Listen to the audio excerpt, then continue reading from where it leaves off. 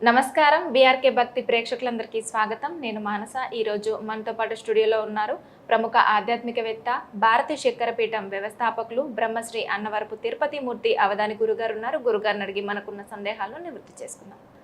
నమస్కారం గురుగారు. ఓం శ్రీ మహాగణాధిపతయే నమః. గురుగారు, మన ఇంట్లో చాలా మొక్కలు పెంచుకుంటూ ఉంటాం. అసలు ఎలాంటి మొక్కలు పెంచుకోవాలి, ఎలాంటి మొక్కలు పెంచుకోకూడదు? కొంతమంది మనీ ప్లాంట్, కలబంద ఇలాంటివి పెంచుకుంటూ ఉంటారు కదా గురుగారు. దానివల్ల అసలు యూజ్ ఏంటి? అంటే అసలు ఎందుకు పెంచుకోవాలమ్మా మొక్కలు? ఏ కారణం చేత పెంచుకోవాలంటారు? అంటే మన మైండ్కి ప్రశాంతత కోసం అయితే పెంచుకుంటూ ఉంటారు ఇంట్లో, అంతే గురుగారు. అంతే, ఇంకేం లేదా? ఓకే అమ్మ, మైండ్ ప్రశాంతత. మీ ఇంటికి నేను ఒక 100 మొక్కలు పంపిస్తా సాయంత్రం.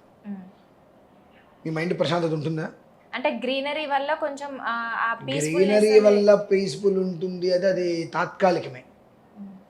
దీర్ఘకాలికం అనేటువంటిది మన మెదడు, మన మనస్సు.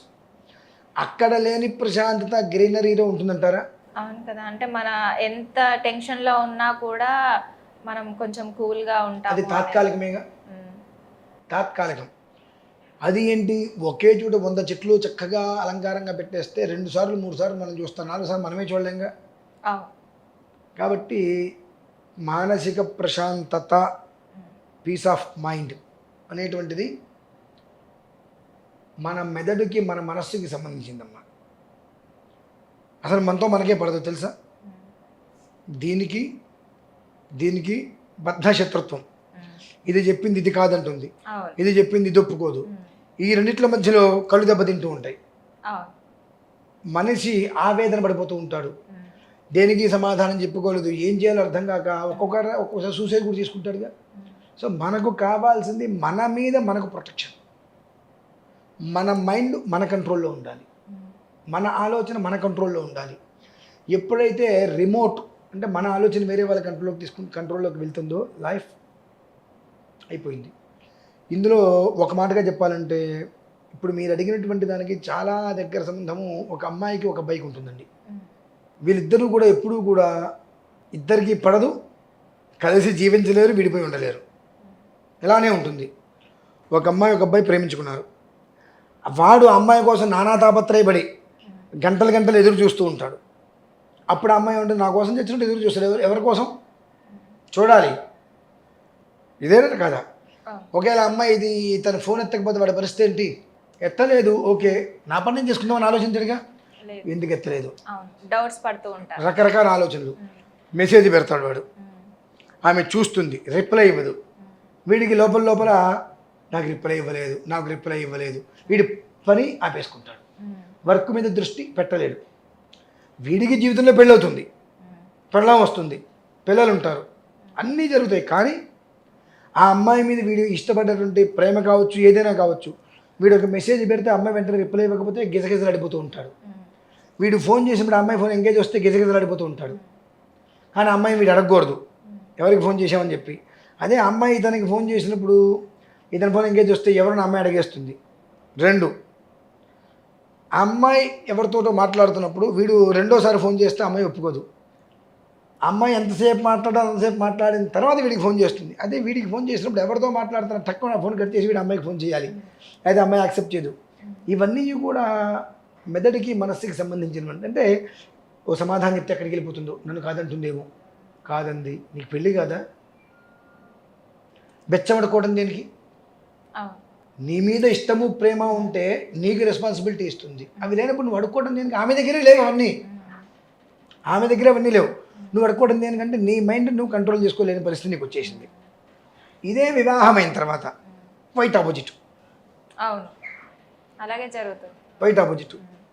వీడు ఆఫీస్కి వెళ్తాడు, అక్కడ కూడా మనం గమనించుకోవాలమ్మా. ఆఫీస్కి వివాహం కాకముందు ఒక్కడే వాడు ఎలా నష్టం లేదు. వివాహం అయిన తర్వాత తనకు తోడు రేపు పిల్లలు వస్తారు, ఒక సెక్యూరిటీ కావాలి. ఆఫీస్కి వెళ్తే 1 గంట లేటుగా రావచ్చు ఇంటికి, 1 గంట లేటుగా రావచ్చు ఇంటికి. సాయంత్రం 5:30 సినిమాకి వెళ్తాను తొందరగా రండి అంటుంది. వాడి బాస్ 1 గంట ఉంది వర్క్ చేసి వెళ్ళమంటాడు. ఎవరికి చెప్పుకుంటాడు వాడు? ఇక్కడ పెళ్ళానికి చెప్పుకుంటాడా, బాస్కి చెప్పుకుంటాడా? పెళ్ళానికి అర్థం చేసుకుంటుందా పెళ్ళం? లేదు. నేను సినిమాకి వెళ్ళాలన్నా నువ్వు రాలా అంటే నీకు ఆ పని చేయడం వల్ల ఇంకో నీకు ఎక్స్ట్రా బోనస్ రావటము, నీకు ఏదైనా మంచి ఆపర్చునిటీ రావటము అక్కడ ఉంది నీకు. ఇంకా అవకాశాలు. కానీ అది అక్కడ నువ్వు చేసుకుంటూ ఇక్కడ పెళ్ళానికి చెప్పుకోలేక ఈమె ఫోన్ల మీద ఫోన్లు చేస్తూ ఉంటుంది. అతను అందరి మధ్యలో ఫోన్ ఎత్తలేని పరిస్థితి, ఏదో ఇంపార్టెంట్ మీటింగు ఫోన్ ఎత్తలేని పరిస్థితి, ఆ అమ్మాయి ఫోన్లకి రిప్లై ఇవ్వలేకపోతూ ఉంటాడు. కర్మ దరిద్రం ఎలా పట్టుకుంటే తెలుసమ్మా, ఆ అమ్మాయి ఫోన్ చేసినప్పుడు రింగ్ వస్తుందా, ఎత్తలేడు. సేమ్ టైంలో వాళ్ళ బాస్ లోపల నుంచి కాల్ చేసి ఫోన్ ఎత్తు, కొన్ని నాకు ఏవో అప్లికేషన్స్ ఉన్నాయి చెప్పు అంటాడు. ఆ టైంలో అతను కాల్ ఎత్తి అతనితో మాట్లాడుతుంది. మళ్ళీ ఈ అమ్మాయి ఫోన్ చేస్తే కాల్ వెయిటింగ్ కూడా వస్తుంది. అప్పుడు ఎలా ఉంటుందండి? అవును, అనుమానం స్టార్ట్ అవుతుంది. సో ఇంట్లో మొక్కలు పెంచుకోవడం వల్ల ఇవన్నీ కాదమ్మా, మన మీద మనకు. నాది అనుకుంటే ఎక్కడికి వెళ్తే నాకేంటి, నాదే కదా, గంట లేట్ అవుతుంది అంతే కదా. లైఫ్లో సెక్యూరిటీ కావాలి. ఇవాళ మొత్తం ఎంజాయ్ చేస్తాం అయిపోయింది అనుకుంటే రేపు పొద్దున పరిస్థితి ఏంటి? అంటే రేపు ఉదయం మన పిల్లలకు ఒక మంచి భవిష్యత్తు కావాలి అని అంటే వివాహం అయిన తర్వాత ఆ మగవాడికి సెక్యూరిటీ. అయితే అందరూ మగవాళ్ళు ఉత్తమని చెప్పనమ్మా, పనికి మాలిన పాపిష్టి వెధవలు ఉన్నారు. అవసరానికి తగ్గట్టుగా నంగనాచి అంటారు తెలుసా, అవసరానికి తగ్గట్టుగా వాడి అవసరానికి ఒక రకంగా, అవసరం తీరిన తర్వాత ఒక రకంగా మాట్లాడేటువంటి మగవాళ్ళు ఉన్నారు, అలానే ఆడవాళ్ళు ఉన్నారు, అలానే ఒక మనిషి కోసం ప్రాణం ఇచ్చేవాళ్ళు కూడా ఉన్నారు. ఇందులో నిజాయితీగా ఎవరుంటారో వారికి తిప్పలమ్మా. ఈ తిప్పలన్నీ అబద్ధంగా ఎవరైతే ఉన్నారో వాళ్ళకి తిప్పలు లేవు. సో ఇక్కడ మీరు ఇంట్లో ఎన్ని గ్రీన్ అంటే ఎంత గ్రీనరీ పెట్టుకున్నా, ఎంత సీనరీ ఇంట్లో క్రియేట్ చేసుకున్నా 5 నిమిషాలు 2-3 రోజులు తర్వాత మళ్ళీ పాతపడిపోతాయి అవన్నీ. అవునా? అంటే ఇక్కడ మొక్కల్లో మనశ్శాంతి ఉందా, మనలో మనశ్శాంతి కావాలా? మనలోనే మనకు కావాలి. ఓకే, నువ్వు ముష్టిత్తు కూడా దానికి అమ్మాయి దగ్గరికి వెళ్ళి ఆ అమ్మాయి దగ్గర ప్రేమ లేదు, మనస్సు లేదు, నీకేమిస్తుంది అసలు? అవును, ప్రశాంతత ఇవ్వదు. పైపెచ్చు ఆ అమ్మాయి దగ్గర ప్రేమ మనస్సు రెండూ లేనప్పుడు నువ్వు అడిగితే ఆమె ఆ రెండు నీకు ఇవ్వలేకపోతే నీకు మానసిక క్షోభ, మెంటల్గా అప్సెట్ అయిపోతున్నావు. కాబట్టి లేని వాళ్ళ దగ్గరికి వెళ్ళి అయ్యా అయ్యా అని ముష్టెత్తుకోవాల్సిన కర్మే ఉంది నీకు. కాబట్టి ఎన్ని మొక్కలు పెట్టుకున్నాము కదండి, ఎంత మనశ్శాంతిగా ఆలోచిస్తున్నాం. నో అని చెప్పడం నేర్చుకోవాలి. ఏంటండి?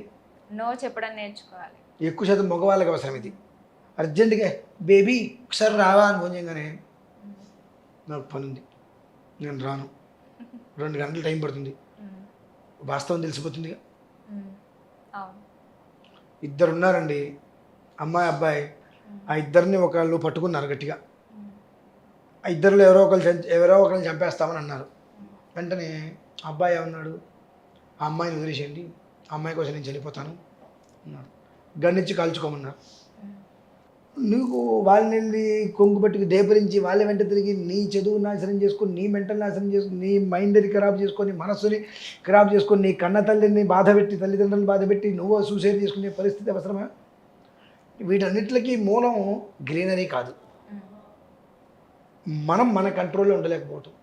ఉంటామండి, కానీ ఆడవాళ్ళు కూడా పెద్ద ఎక్స్ట్రాడినరీ ఏం కాదు. ఓకే గురుగారు, థ్యాంక్ యూ, ధన్యవాదాలు గురుగారు.